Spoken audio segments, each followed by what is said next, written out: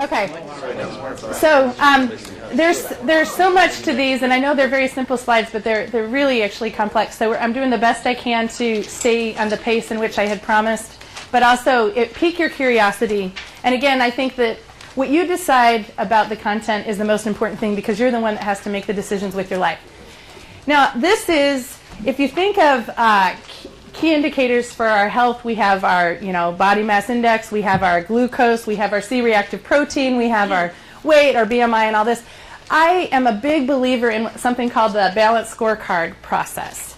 And everyone in this audience, this is there are employees in this audience, there are business owners in this audience. So over the course of the next 2 hours, there's going to be something for everyone, but you're probably not going to be as interested in every single thing that I talk about. So right now, I'm going to say that, to me, this is a holistic key indicator for the vitality of your business. Okay? You have a brand identity, and hopefully many of you have heard of behavioral branding.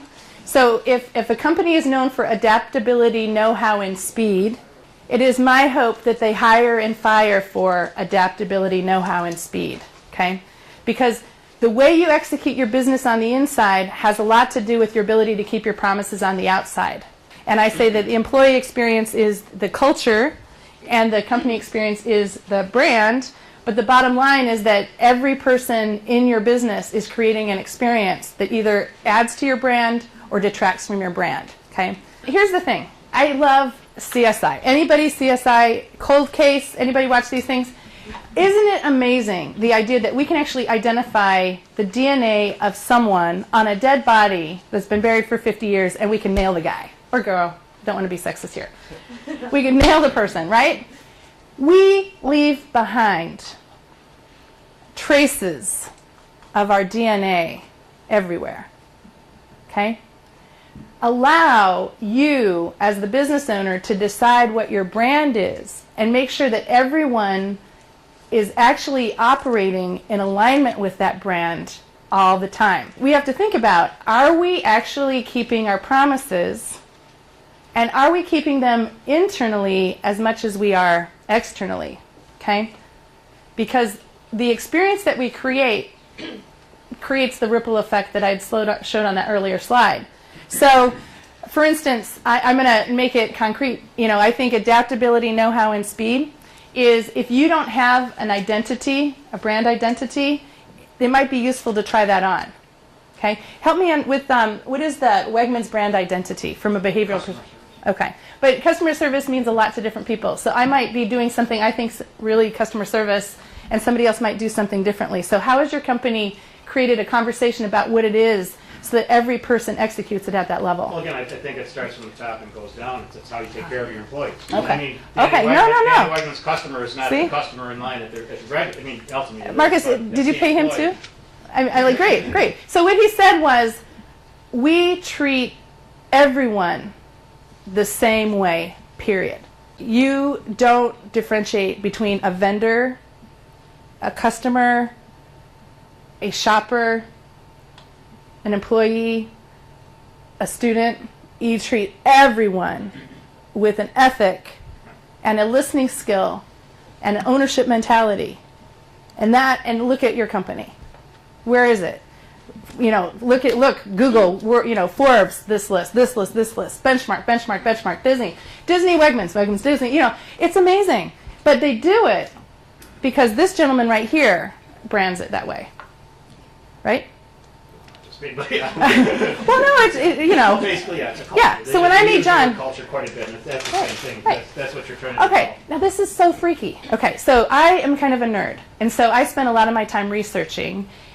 I like microbiology because I think of how cells respond in the body to be the most elegant system in the world. Okay, so if I burn my finger, my endocrine system slows down, my digestive system slows down.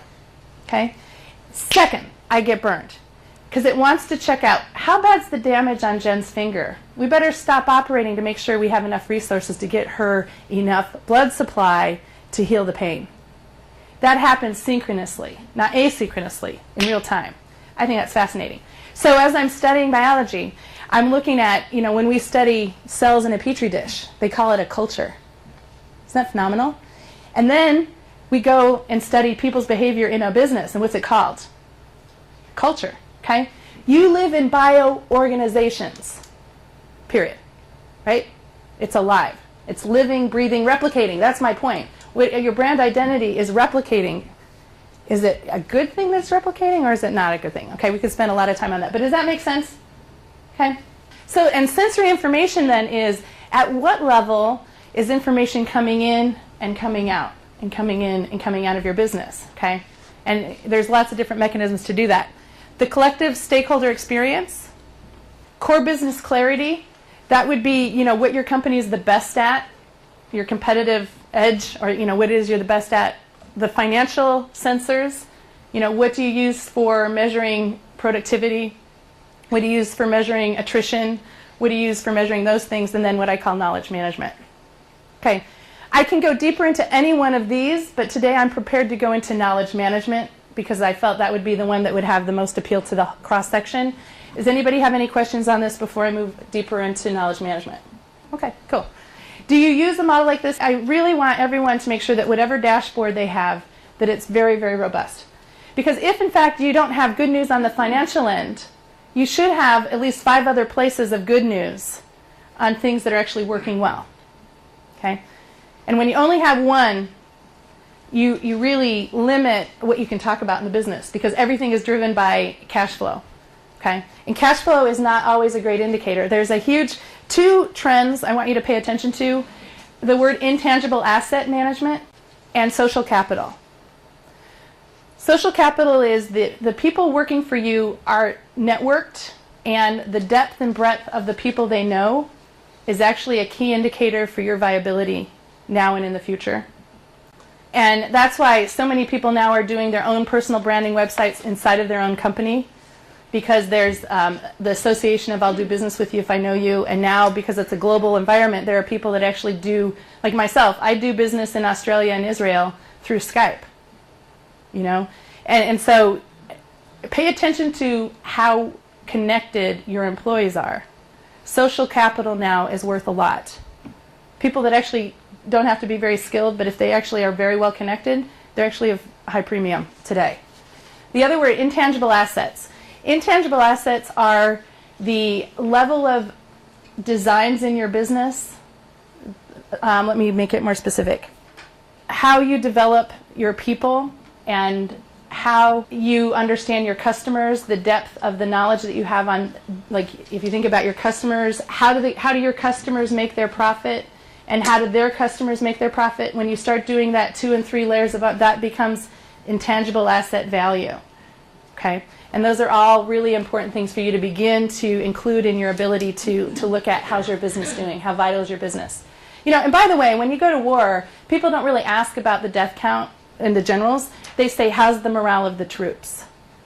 That's really how they gauge how things are going. Because if they have morale, they can do a lot. If they don't have morale, they're cooked.